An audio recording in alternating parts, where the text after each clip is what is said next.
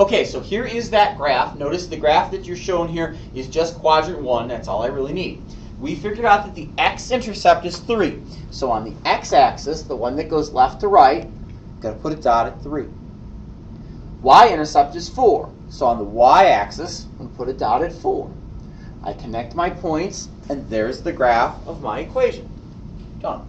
Either way you do it, the graph is the same because it's the same equation. So let's try that independently now here by looking at examples 1 through 4. I'll go ahead and mix up the methods for you and try both with you so you can see which one you like and then use it tonight in the homework. So let's start with the option 1 there, where I let the opposite value equal 0 and then find what I need. So first time through, in 3x plus 6y equals 3, first time through I'm going to let x equal 0. And I'm going to find y. That's going to give me my y-intercept. Second time through, I'm going to let y equal 0, and I'm going to find x. Whatever x happens to be, we'll find out in a minute. So, if I go through and I let x equal 0 in my equation, if I let x equal 0, this part's going to disappear. So it's going to say 6y equals 3. That means y has to be a half, because 6 times a half is how I'm going to get 3. Then I'm going to run through this the other way. I'm going to let y equal 0. Well, when I let y equal 0, this is going to disappear. 6 times 0 is 0, so that's going to go away. So it's going to say 3x equals 3. Well, if it says 3x equals 3, that means x has to equal 1, because 3 times 1 is 3. So we figured out that y is a half and x is 1. That means the graph goes through the y-axis at a half. The graph goes through the x-axis at 1. I'm going to put those two dots down and graph. Now, x equals 1, that one's probably not very much of an issue for you. Y is a half, that might be an issue. Obviously, this graph is going by ones. There's no half marker. Half is simply halfway between 0 and 1. The same thing it would mean on a number line. So when I'm talking about plotting y as a half, I'm going to go halfway between 0 and 1, put my dot there. Again, at this point, I connect my dots here, and there's the graph of 3x plus 6y equals 3. All right, let's try that one more time in number 2. 2x minus y equals 6.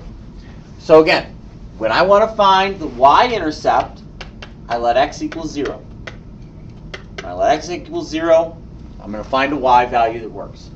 Then I'm going to go through this the other way. I'm going to let y equal 0 and find x. And that x value is my x-intercept. So let's start with x equals 0. If I change x into 0, this x here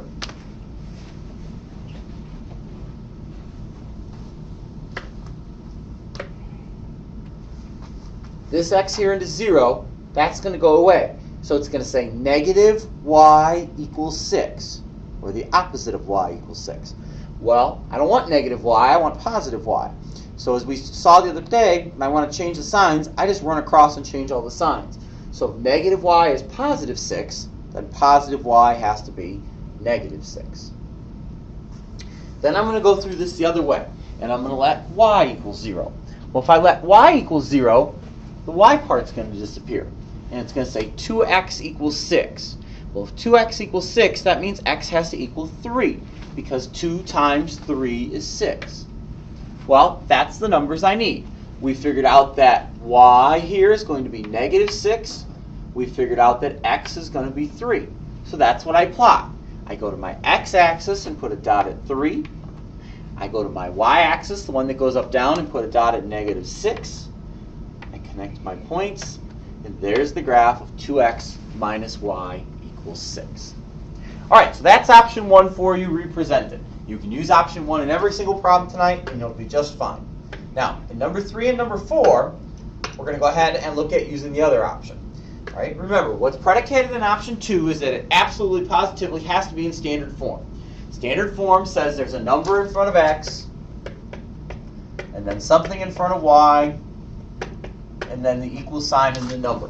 And as you can see, again, as I said in the earlier part of the presentation here, all the equations in the notes and the homework are already written that way. So, what we do here is we use formulas. All right, the x-intercept can be found by taking the c value and dividing by the a value. The y-intercept can be found by taking the c value and dividing it by the b value. Now, obviously, what's helpful here is we got to know what c and a and b are, otherwise we're in trouble. Again, the a value is whatever's in front of x. So in front of x here it says -2. So a is -2. In front of y is the b value. Well, you're going to do exactly how it looks. Since it looks like it says -3, we're going to write -3. So b value is -3. C value here, C value is this lonesome number after the equal sign, 18. So when I want to find the x-intercept, I'm going to take my C value 18 divided by my A value -2. 18 divided by -2 is -9. So this graph goes through the x-axis at -9. All right, y-intercept. Find the y-intercept, I'm going to take the c value and divide it by the b value. So I'm going to take 18 and divide it by -3.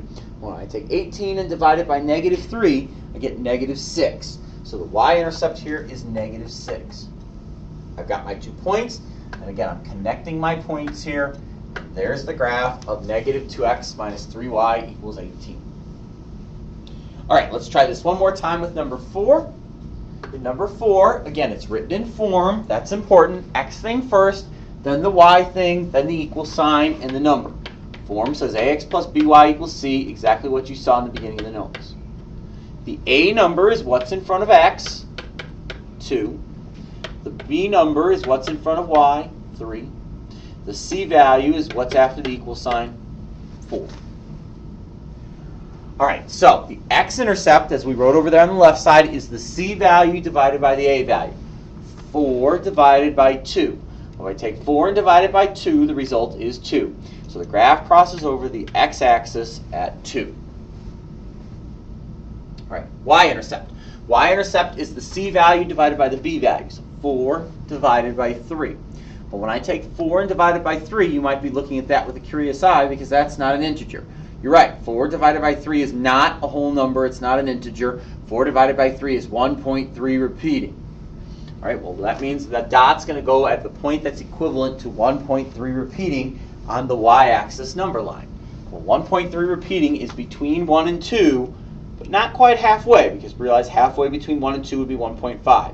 So go a little bit less than halfway, put my marker, connect my dots, and there's the graph of 2x plus 3y equals 4.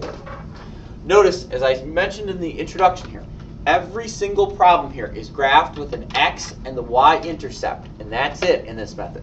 So if you have a dot in quadrant 1, or a dot in quadrant 2, or a dot in quadrant 3, or a dot in quadrant 4, you've done something wrong. All right? Every graph has a dot on the x-axis and a dot on the y-axis, and that's all you'll have in every single problem tonight.